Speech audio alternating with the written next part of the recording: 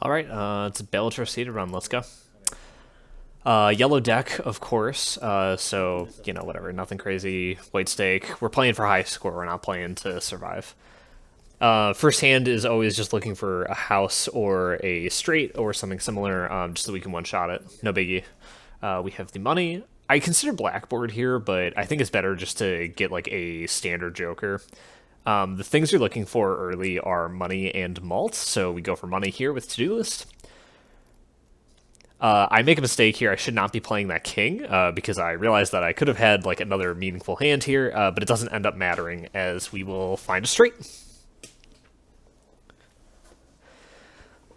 We're gonna pick up this two-pair joker just to have some flat malts so that we can like be sure that we're gonna win the game. And then I'm thinking like, oh, maybe like I'll end up playing two pairs, so whatever, we'll go for it. I don't mind spending the extra $1 here because we will get money from to-do list to get us back the interest.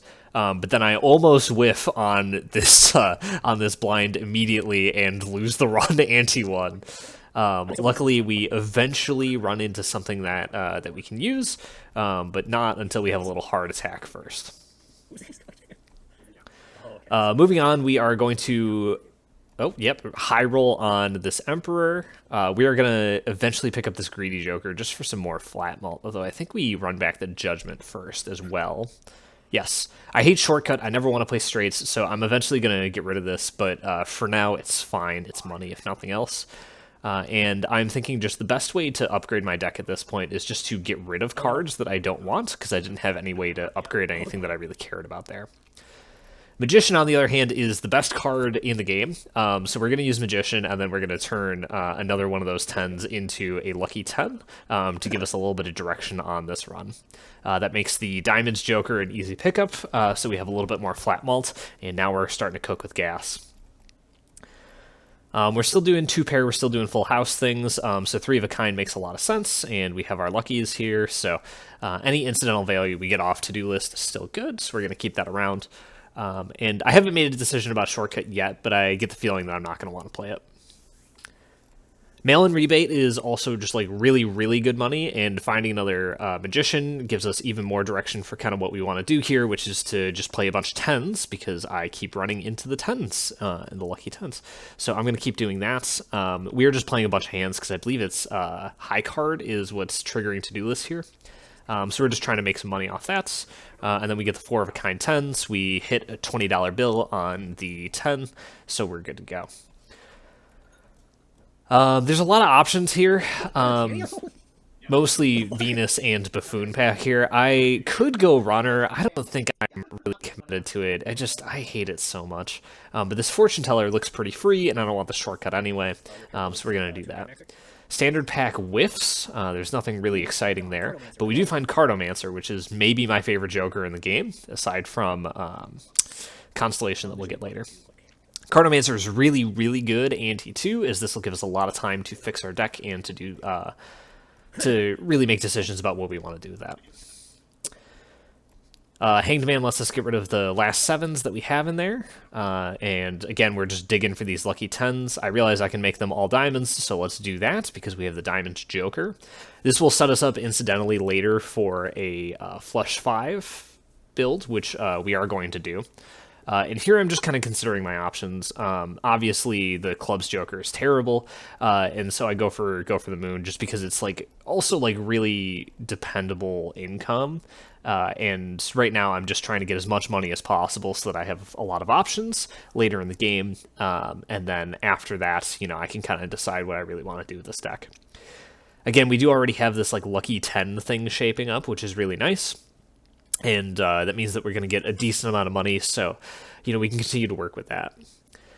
Mail-in rebate's really good. Zany Joker is like a possible play here, but I'm going to take the chip one instead, because it's really easy to find additional malts later in the game. It is not that easy to find additional chips that are, like, reliable. I come to the realization that I have a lot of money, and I'm going to have a lot of money this run, so picking up the reroll Joker is actually really huge here, as that will just continue to be flat malt for us for the rest of the game. Here again, we're just kind of digging for things that we can discard to mail-in rebates, because it's more money if we play out all of our hands this way. I take a quick peek at what I got coming up, because now I'm starting to think about the boss blinds. There is no real boss blinds that can ruin my life here. The only thing that could ruin my life is the one that turns off diamonds. Coming around to Sixth Sense, I'm realizing that this card is probably really good because it does two things. It thins my deck, and it's also going to give me some really unusual spectral cards that I might be able to do something with. The negative flush Joker, by the way, is also just really good because we are already playing hands that are flushed with all these diamonds. We run into Immolate off the Sixth Sense, which is going to be really good for, again, thinning out our deck, giving us a little bit of money, so I'm going to keep an eye on that. I believe I use it right here when I rip this Arcana pack, because I see that there's only one card here that I really care about, which is the Lucky 10. So I'll make another Lucky 10, and I'll get whichever one is more money for the other one. We keep looking at Full House, but it's around this time that I'm starting to realize that I'm not actually going to be playing Full Houses or anything similar. I'm going to be playing Four of a Kind or bigger.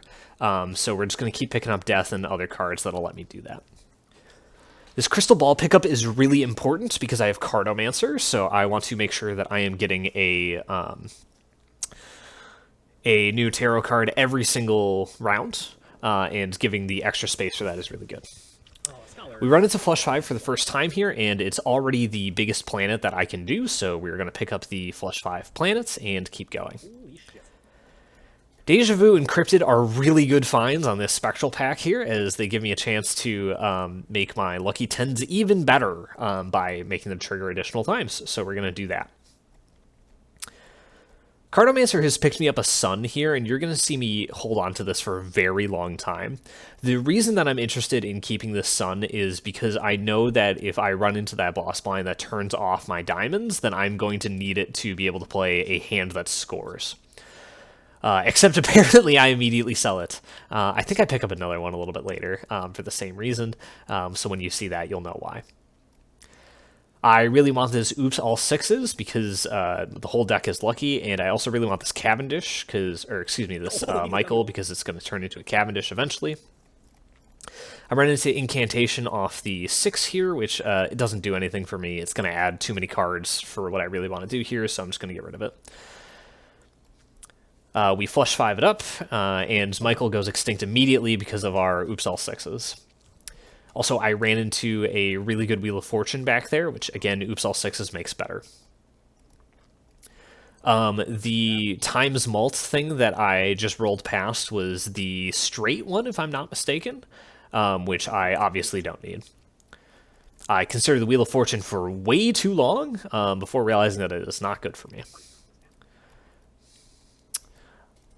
I do have in the back of my mind that I can use these chariots and these devils to make my kings specifically really good, because I may run into Baron at some point in this run, and holding on to kings when you have Baron is not only like good scoring, but if you make them steel or gold in addition, then you've got a lot of juice, you've got stuff going on. It's doing double duty. I think I can just get infinite money. I considered this Dusk for a really long time before finally picking it up, because the direction of the build is very clearly like I just want to trigger these Lucky 10s as many times as possible. If they have red seals and we're triggering them again, we're getting 3 triggers, plus we have the Oops All Sixes, so we should just have, just short of infinite money for the whole run here. Again, we're just looking for all of the 10s that have the red seal, and also we're trying to trigger Dusk. We get a decent amount of money off that. I think we only made $40, but we will make a lot more money as the game goes on. Anytime we can pick up this Flush 5 planet, we're going to do it, with Four of the Kind kind of being the runner-up here. The wheel is fine, but I think I overthink it a little bit. I can't remember what card is like face down, but there is something here that I definitely overthink. Judgment finds me this booster pack Joker, which is really good because, again, I have the Oops All Sixes, and, this was the thing that I overthought, but I think I would have won on a Four of a Kind here anyway. Anyway, the booster thing is really good because I'm playing a tarot card focused build anyway, and it's more likely to hit because I have Oops All Sixes. Again, reminder that all of these rerolls are really good because they are growing our reroll Joker. I consider this DNA for a little bit longer than I probably should. I do not need the DNA because I already have a decent number of these lucky 10s with the red seal, and I'm just going to make more with all these death cards that I keep running into. You probably saw me pick up the negative campfire there, which is like probably one of the best jokers that I'm going to get this whole run. Being able to have that is really excellent when I have this many consumables and it's this easy to sell. And you're going to see me be really conscientious about picking up High Priestesses and Emperors from now on out, because they make 2 cards that I can sell to make the campfire even bigger. Magician is nice, and I'm going to use it here, but I don't think I ever end up actually playing these 9s. In theory, I could strength them, but it's not really going to happen. Again, Wheel of Fortune really, really good with Oops All 6s as we polychrome the flash card, which is really, really nice. But you know what's even nicer is getting the Seltzer to trigger everything immediately. This is a little bit of a misplay. I could have left the Dusk instead, but whatever, because Seltzer's doing the same thing. You're also going to notice that I incidentally win just a few too many of these blinds because it's really easy to get that big of a score when the negative campfire is doing so much work for me. So now I have to be like a little conscientious about like, okay, the only hand I'm playing is flush 5 lucky 10s, which you can see there got me $40 plus the $3 from the devil card. I look at Golden Ticket for a second before remembering that it literally does nothing. And then I run into the Cavendish that we set up earlier, so I am going to make a decision about that. I should really be selling Dusk here, but I can't remember what I do. Oh my god. Okay, I make the right decision. Rolling a bunch just to see if we find any more consumable cards. Wheel of Fortune hits again, because it's just really good when you have the cheating dice. Here's a flush 5 with as many red seals as possible, and I think you saw me get just about $80 there. This is the most money I have in the run, is $205. Again, all because I'm just playing lucky cards. It's finally time to part ways with Cardomancer, although it does pain me, because Constellation is just going to be that much better for getting me farther in the run. Again, I have this idea of eventually maybe I'll run into Baron, but I am going to miss re-rolling into it. I do like scroll past it at one point, which is really awkward. Again, rerolls and planets here are really good for me. The Hanged Man is going to give me that little bit more consistency. I'm already down to 37 cards in deck, so I should find most everything I need whenever I need it, but it is nice just to know that I have that. Use the Devil, just to make sure we use the Devil. It's $3 extra. Why not? Again, you know, we have just so much money here, but it works because everything that we're playing requires a lot of money. We have to use all these planet cards. We need to sell stuff for this negative campfire if we're going to get deep into Endless. This is the Sun that I was talking about that I'm going to hold on to for the whole game, just in case I run into that...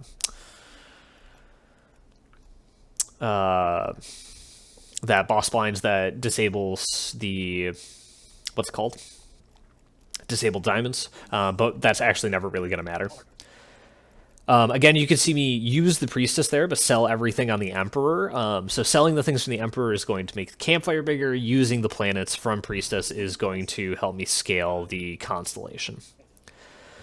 Negative Dusk returns to me, which is awesome, so I never have to worry about it. Star is pretty much the only playable card there, so I'm not going to worry about it. Sock and Buskin isn't going to do anything for me, but this voucher does effectively reroll the shop, so we are going to buy that, as well as the Celestial Pack at some point to see if we can find that Flush 5 planet. There it is. Chariots, again, because I have in the back of my mind that I'm going to be playing Kings that are Steel, and then eventually find a Baron. Doesn't end up materializing, but this 3 of a kind does. I'm thinking about it, but I realize that ×3 isn't quite good enough, and then I make one of the bigger mistakes of the run where I scroll past that Lucky Cat there, which easily would have given me ×12 or more. I will find it again later in the run, but for now, losing it on Ante 6 is really awkward. Eat the planets, look at what we got coming up. Acorn is like the least impactful boss blind of all time. I simply don't care about it. Because I'm just going to make 2 million chips. Here's more planets for Constellation, because we do need to speed this up. We do also find all the Flush 5 planets, which is really nice. I ripped that booster pack just to see if there's anything that might have like a blue seal on it, but we miss, so there's no need to worry about it. Getting really lucky with these planets. I found quite a few... quite a few Eris, which is the Flush 5 planet. And we just continue to find deaths so that every card in our deck is this Red Seal Lucky 10. I could be looking for more cards that are using these deaths on either the purple seals or I think eventually I find a blue seal that I could be copying, but really I was worried about consistency here and maybe a little bit too worried about consistency because I am finding these Hanged Mans that are giving me the opportunities.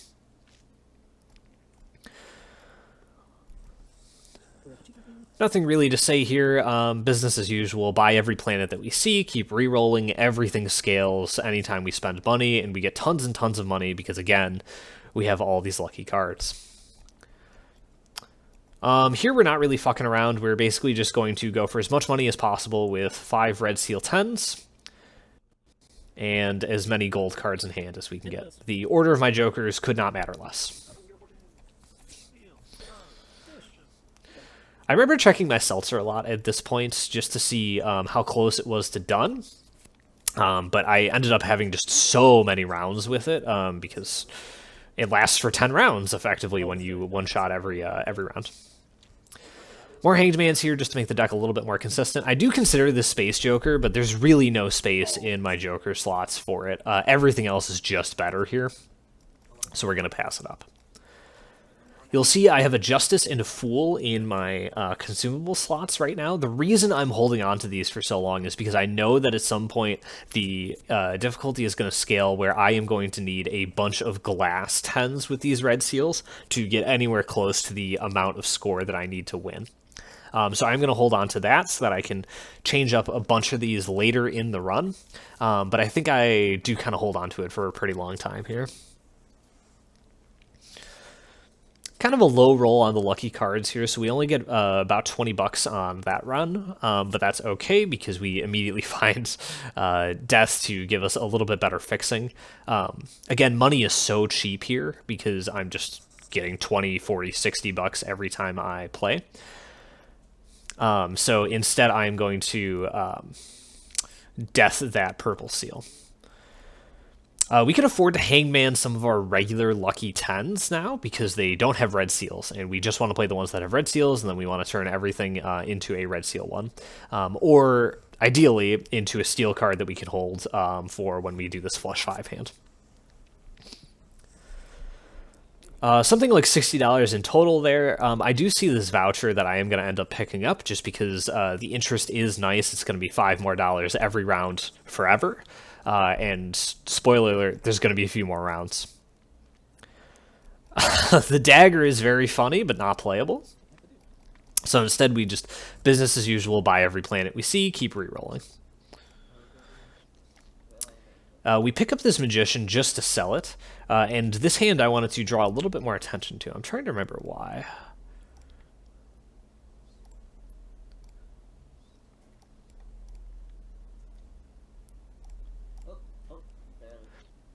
Oh, okay, so we have run out of seltzer, and the reason I wanted to draw attention to this hand is because I accidentally one-shot the hand.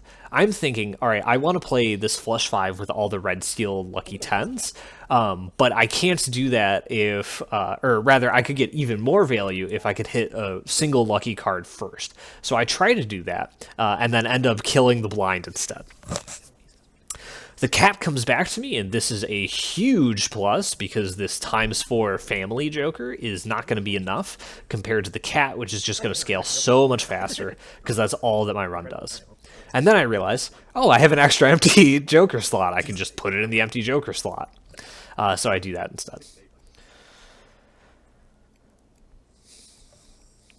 Holding the Emperor and the Fool and the Justice here for the reasons that I talked about before. At some point I'm going to need to glass everything that I have, and the Emperor is giving me more things to sell. It would be really nice if I could have 4 slots here, because, again, I kind of want this Hanged Man, but I'm going to end up passing it up instead.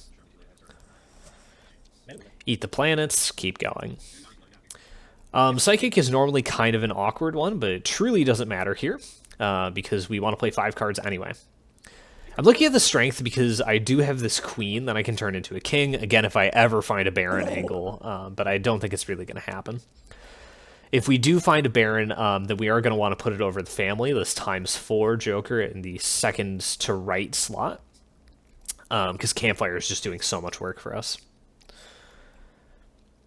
You will notice that I have the reroll voucher here. Not the reroll voucher, excuse me. The voucher that allows me to reroll boss blinds here. So I'm going to continue to look for the boss blind that turns off diamonds because that is a problem. Of course, it's never going to come up because I can just reroll it a single time and then I'll be fine. So really no big deal. Blueprint's obviously busted.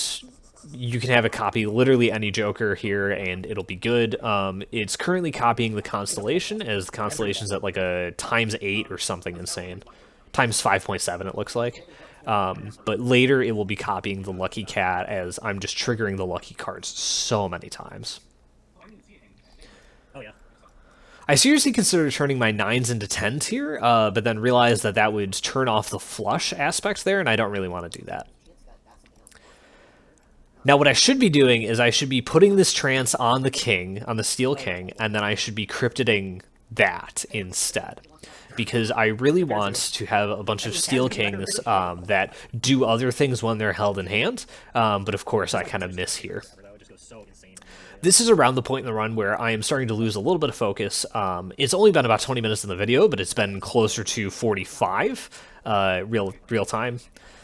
So I am losing a little bit of focus here, just trying to play as many lucky 10s as I possibly can, but again, even the 3 of a kind is enough to beat the blind here, so I have to be really careful about not getting too greedy by trying to play multiple hands and only playing one really good hand instead. We are going to glass a few more lucky 10s just to make sure that we have that angle available to us because we will need it. It's ante 11 right now, and I'm still feeling very comfortable, but I know ante 12 and 13 are going to go crazy. Here we have our hand sorted by rank, so if we discard the cards that are on the far left and right ends, then we know that we'll immediately get rid of the things that aren't 10s, and we get lucky on not killing our glass card there. We're running about 778 million points per hand here when we do the full thing with a single glass, so I know that we're going to be okay, at least for a little while longer, but I am going to need that glass if I have any hope of making it really deep. For now, I can just continue to farm, though, so we're going to do that. We're going to devil anything that we can and just go for the flush 5 with the luckies here. My score is getting a little questionable. The required amount was 300 million there, and I only made about 450 million. So I am about 1.5x the required amount. I am going to need to be a lot higher than that if I'm going to continue significantly. So again, we're going to continue to just eat every planet that we see, and we're holding on to a lot of tarot cards to sell for when the campfire gets reset, which is coming up pretty soon. Again, we just have so much money, though, that we can just re-roll as many times as we need. We are also going to play against the Serpents this round, which is just the freest boss blind of all time, so I'm not too stressed about it. I do double-check to see, do I have to play this, this glass 10, and it looks like I don't. So I'm going to keep going until I find a regular flush 5 hand. And I've got the 2 blue cards here, which is really good. Again, imagine if I had put this blue seal on that Steel King instead, and we had a bunch of those, and I had been copying that instead of this random gold 3 with a blue seal. Would have just been so much better. Gonna hold on to the tarot card that makes our stuff glass. Again, at some point that's going to be a huge problem, but in the meantime, I think we can continue to eat planets. We're at ×7.4 on the Constellation, which is really excellent. Oh, the worst.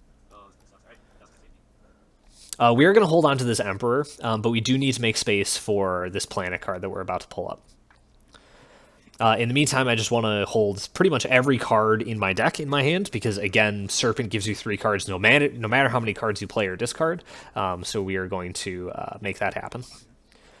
Find just about every card, hit 7 billion, find the planet, good to go. I am selling the tarot cards here so that I don't forget, because Campfire has just reset. If I forget, I could be in serious trouble. So I want to make sure I scale that Campfire up again immediately. Negative Egg is super funny, but ultimately does nothing. Except for feed Campfire. Alright, I go Campfire. I have to do some fucking work. I'm now at the point where I am selling planet cards instead of eating them, because Campfire is more important to scale, at least at this very second, while it's got the lower multiplier. But that will change again as I get a little bit farther along. Really try to figure out the best way to optimize that High Priestess, and I don't totally figure it out, I think. Again, you can see me just selling tons and tons of stuff. Again, the deaths here are so good for turning the gold cards, which I no longer need, into glass 10s that I am going to need. Again, selling the planets because we are on Ante 13, and we are now getting a little scared of how things are looking. We are at 47 billion as the required amount, and I've only hit 19 billion on like 3 hands. So things are not looking too hot here. But I still have time for this Campfire to do stuff for me, so I'm going to work on that. I really need this death, but it's at like exactly the wrong time. So whatever. I count how many 10s that I have, and I realize I have 14 10s. So I really want 15 10s so that if I need to play out 3 full hands of the flush 5, I can do that just for the sake of score. You're not still. You're just down. Buying and selling everything we can find to feed the Campfire. And going all the way down to $3 because at this point I just need to survive. I don't think I'm going to be able to go much farther. Wheel doesn't hit for like the second time this whole run, which is a little sad, but what are you going to do? And then we make a bunch more glass cards by manipulating death a couple times. I'm doing a lot of counting to figure out how many of these non-glass 10s I still have. And here I think the run is over. So I give it one last goodbye, I play the hand out, I lose most of my glass, and I survive. Quite the turn of events there. So we're just going to kind of keep things going as normal. This is the only boss blind in the game that I will need to reroll, so I have to reroll that pillar, because otherwise I lose on the spot. Luckily, I turned it into the arm, which is like irrelevance for me.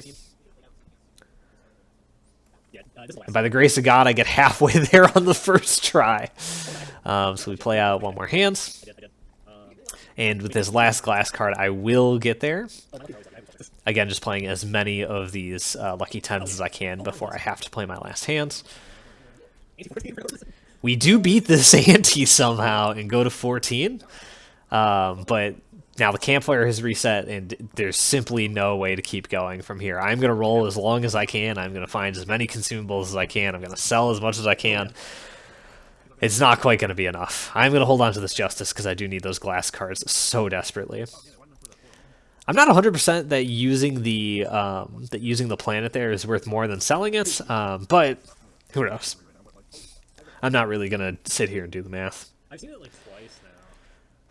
And going into our very last round, we're going to go back to our normal speed here, and you can watch me sell everything in regular time. And I'm going to try to make the most use of this negative dust as I can. I'm going to play as many full hands as I can, get me down to exactly one hand left before I rip as much glass lucky 10 with a red seal on it as I possibly can with all these steel cards in hands. But we'll see how far we get.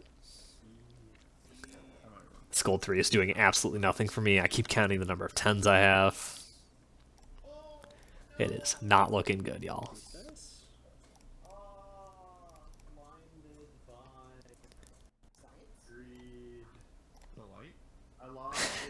Okay, I've got 2 10s left. That means I can play this card, probably find a 10, which means I'll have to play one more card after this, maybe find another 10. But I have 5 10s in hand, so at least I can get the hand that I need and then glass something. Alright, let's do it. Yeah. It's super juicy. Reminder that if you have glass cards like this, especially if you have luckies or mults, you want to put the glass right at the end. And we get to watch everything happen one last time. Goodbye, Red Seal Lucky 10s. Alright, I'm already at 8,000 07's chat, we end at 2.373 times 10 to the 12th as our best hand with flush fives. Really fun seed, would recommend to just about anybody. I had a good time playing it. My friends found some really interesting stuff. I did scroll by one Baron, so there was a line there where you could do some Baron stuff that I should have taken, but I wasn't paying quite enough attention when I was doing my 183 rerolls.